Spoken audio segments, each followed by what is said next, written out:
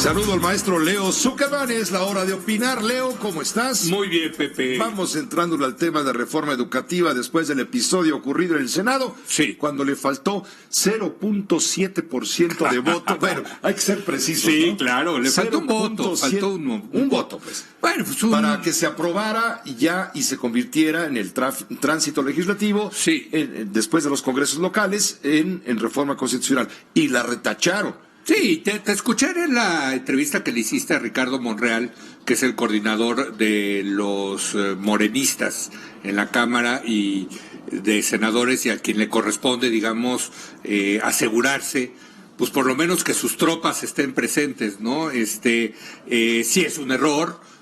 Difícilmente me imagino que a un Emilio Gamboa o a un Manuel Fabio Beltrones les hubiera ocurrido eso, ¿no? Nada de que Salomón Jara se fue a cenar, pues nada. Bueno, no, aquí es un asunto personal. Bueno, es que ahora dicen que fue un asunto personal, ¿verdad? Porque fue un asunto personal, sí. Al parecer un accidente de una de sus hijas, sí, o su hija. Pero había otros dos morenistas que tampoco llegaron, ¿no?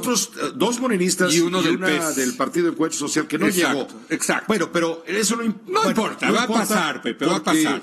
Los 2/3 de la mayoría calificada se alcanzan con el número de en este caso, los senadores presentes, claro, exacto, del quórum. Sí, mira, no importa, vaya, son errores que se cometen, y te escuché ayer con Ricardo Monreal, y creo que hay que darle el beneficio de la duda a Monreal de que, bueno, pues fue un error que se va a subsanar, desde luego.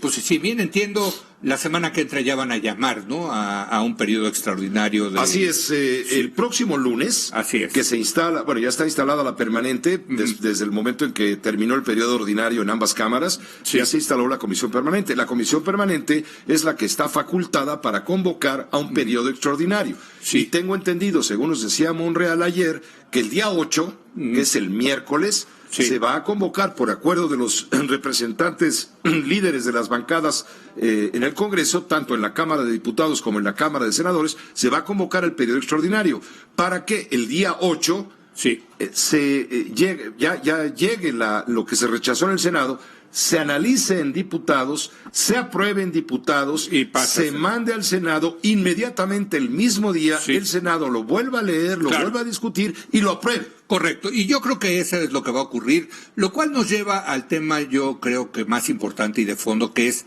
la sustancia. ¿Qué se va a aprobar, Pepe? ¿Qué se va a aprobar? ¿Qué se va a aprobar? Y yo ahí lo que te puedo decir es que de lo que estamos hablando tú y yo en este momento es de la reforma constitucional, sí, que por cierto todavía tiene que pasar por los congresos locales, pero pues también eso no va a tener ningún problema. Pero todos los puntos importantes de la reforma, los que tienen que ver con la evaluación, con la carrera magisterial, con la rectoría del Estado en materia educativa, todos prácticamente se dejaron de una manera ambigua y sujeta, subordinada a las reformas que se haga a la ley, es decir, a la ley secundaria. La redacción en la Constitución queda lo suficientemente ambigua y o clara de que todos los puntos contenciosos se van a ir a la reforma secundaria, a la ley secundaria, ¿no? A las leyes secundarias. Ahora, esto es importante, primero, porque en esas leyes secundarias ya no se necesita un dos terceras partes. No, es mayoría simple. Es mayoría simple y no pasa por los congresos de los estados.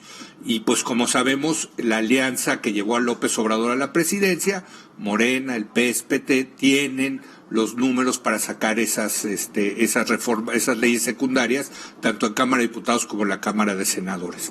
Ahí van a estar todos los especialistas que yo he entrevistado, Pepe, y ya van varios, todos te dicen, el diablo va a estar en los detalles, y los detalles van a estar en las leyes secundarias.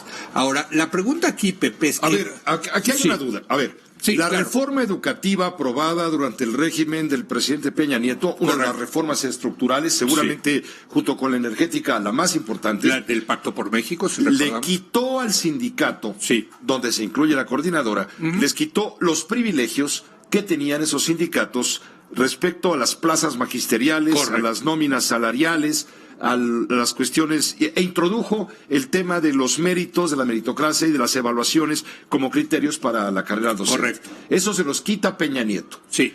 Ante eso, los partidos políticos en campaña se despotrican contra esta reforma, alegando que es punitiva. Entre ellos, el partido Morena y su candidato Andrés Manuel López Obrador. Sí. Al derogarse o al cambiarse la reforma de Peña Nieto, al pasar a la historia la reforma de Peña Nieto, ¿qué va a pasar? ¿Le van a regresar al sindicato los privilegios que antes le otorgaba el gobierno para que a cambio de votos para el PRI gobierno tuvieran estos privilegios? Yo creo que sí. A ver. Y te voy a decir por qué. Venga. Primero, por la reacción de los dos grandes grupos del sindicato magisterial. Cuando hablamos del sindicato magisterial tenemos que hablar de la Coordinadora Nacional de Trabajadores de la Educación, que como tú sabes son los más bravos, que operan en Oaxaca, Chiapas, Guerrero, Michoacán. Esa es la reacción de que, como tú sabes, en un principio estuvieron en contra y se movilizaron de la reforma, en contra de la reforma de López Obrador. Incluso le recordaremos al público que durante algunos días mantuvieron bloqueado el Congreso para que no pudiera sesionar el Congreso precisamente esta reforma. De varias secciones, la 9, la 12, sí, la no sé qué, y dijo, voy por aquellos que me pusieron de rodillas. Bueno, pero a mí me parece más interesante lo que dijo Cepeda, que es el líder actual del CENTE, que dijo, somos aliados y vamos a ser el ejemplo intelectual del presidente López Obrador y de la Cuarta Transformación. Pepe, eso es lo que dijo el líder de los maestros. Bueno, la pregunta es, ¿a cambio de qué? Está apoyando también el sindicato esta reforma de López Obrador a la reforma de Peña Nieto. Y ahí es donde uno dice, bueno, pues nadie se convierte en soldado a cambio de nada, Pepe. Y lo que está aquí proponiendo es un ejército, darles una serie de miembros importantísimos, de millones de maestros que son muy apetitosos en los procesos electorales. Lo utilizaron el sindicato, los gobiernos del PRI, luego los gobiernos del PAN para procesos políticos y electorales, y ahí, si me permites la expresión, ahí es donde se jodió la educación mexicana, porque se politizó el tema educativo. En lugar de ser un tema de educación, se volvió un tema político. Entonces, cuando yo veo el silencio tan conspicuo, diría, de la CENTE sobre esta reforma, y veo las declaraciones del CENTE prometiendo darle un ejército a la 4T, yo digo, hombre, pues estos no dan cosas gratis. Yo estoy especulando, creo que les van a dar de regreso el control de algo que para ellos es muy importante, claro, las plazas y la nómina. Están cobrando la factura. Bueno, pues sí. Por haber apoyado. Y por seguir apoyando.